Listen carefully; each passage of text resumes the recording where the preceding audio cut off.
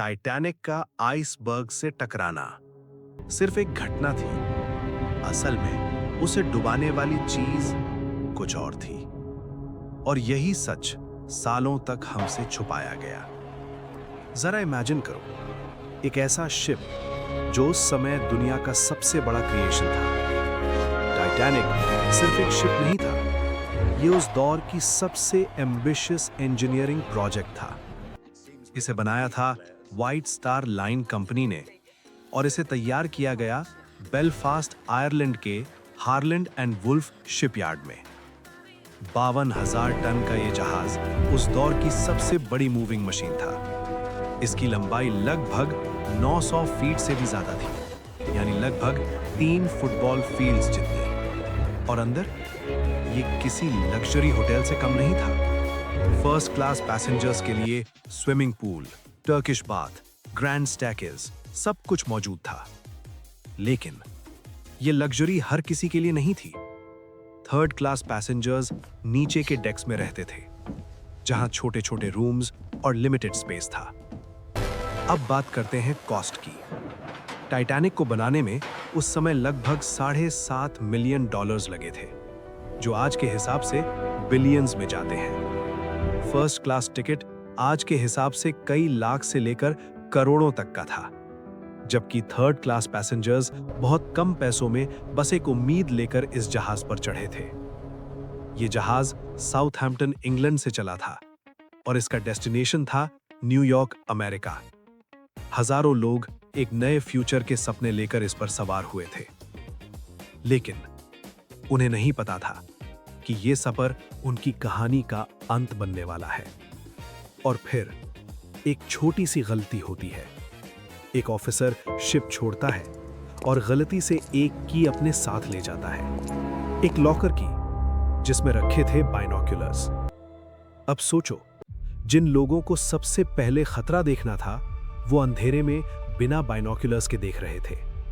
उसी दिन कई शिप्स वार्निंग्स भेजते हैं आइसबर्ग्स के बारे में, लेकिन उन वार्निंग्स को इग्नोर कर दिया जाता है। क्यों? क्योंकि कुछ लोग स्पीड रिकॉर्ड तोड़ना चाहते थे। रात होती है। टाइटैनिक नॉर्थ अटलांटिक ओशन में था, न्यू फाउंडलैंड के पास, जहां ग्रीनलैंड से टूटकर आने वाले आइसबर्ग्स अक्सर तैरते रहते हैं।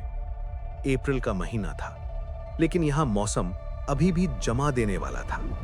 पानी का तापमान लगभग 0 डिग्री के आसपास, और हवा इतनी ठंडी कि कुछ ही मिनटों में इंसान का शरीर जवाब दे दे। लेकिन उस रात समुद्र बिल्कुल शांत था, ना लहरें, ना हवा।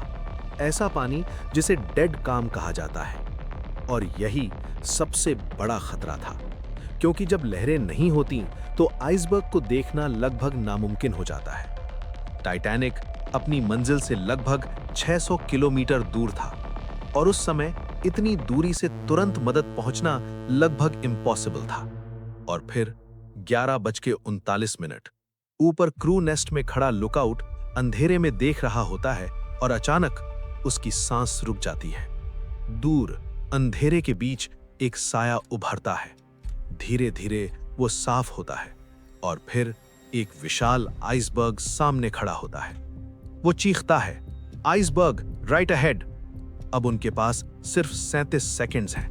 क्रू पूरी ताकत से शिप को मोड़ने की कोशिश करता है, लेकिन फिजिक्स किसी के लिए नहीं रुकती। और फिर टक्कर होती है। कोई बड़ा धमाका नहीं, कोई एक्सप्लोजन नहीं, बस एक लंबी, धीमी, डरावनी आवाज, जैसे लोहे को धीरे धीरे चीर दिया गया हो। कई पैसेंजर्स को पता भी नहीं चलता कि कुछ हुआ है, लेकिन नीचे बॉयलर रूम्स में पानी अंदर घुस चुका था। पहले धीरे, फिर अचानक तेजी से। वर्कर्स समझ जाते हैं ये कोई छोटा लीक नहीं है।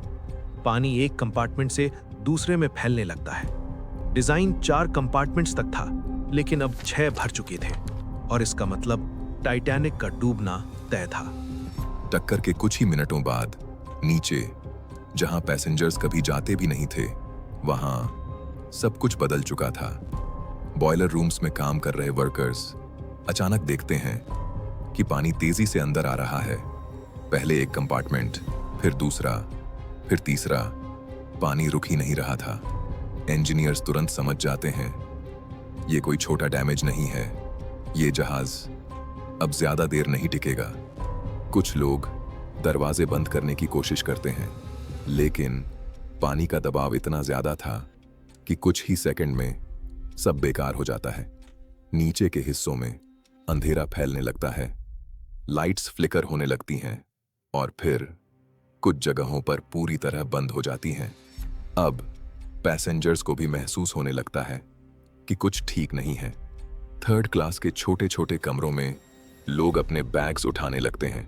कोई पैसे समेट रहा है, कोई अपने डॉक्यूमेंट्स, जैसे सब कुछ बचा लेना चाहते हों।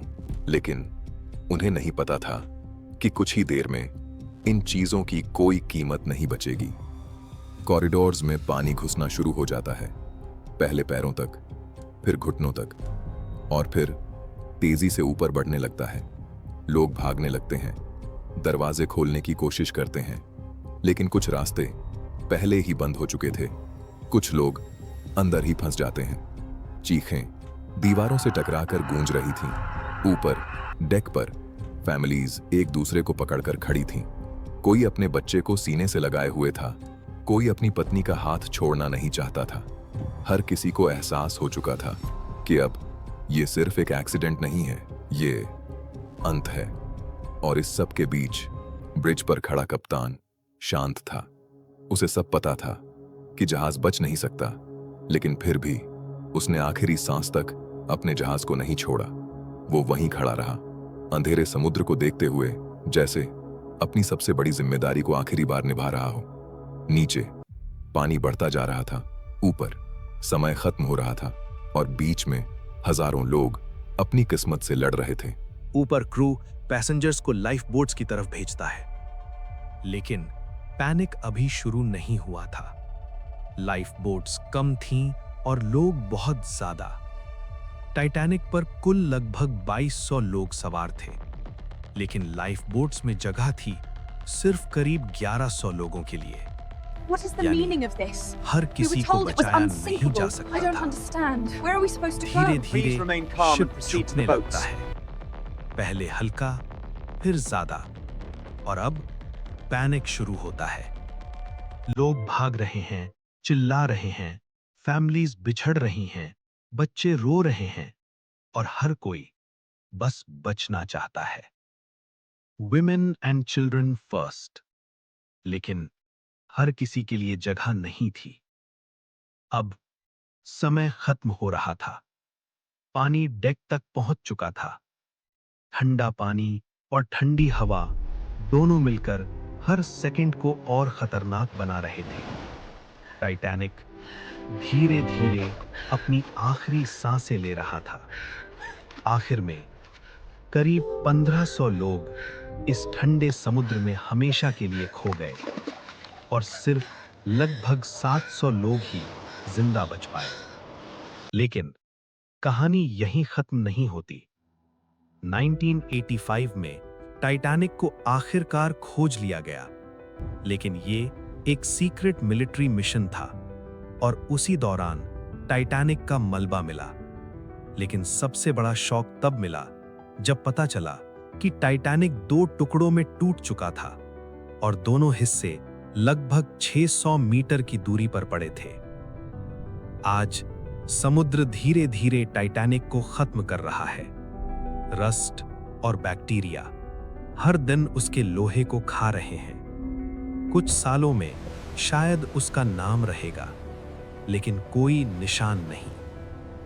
और आखिर में एक सवाल रह जाता है, क्या टाइटैनिक सिर्फ एक एक्सीडेंट था, या इंसानी घमंड, गलत फैसले और एक छोटी सी गलती का नतीजा?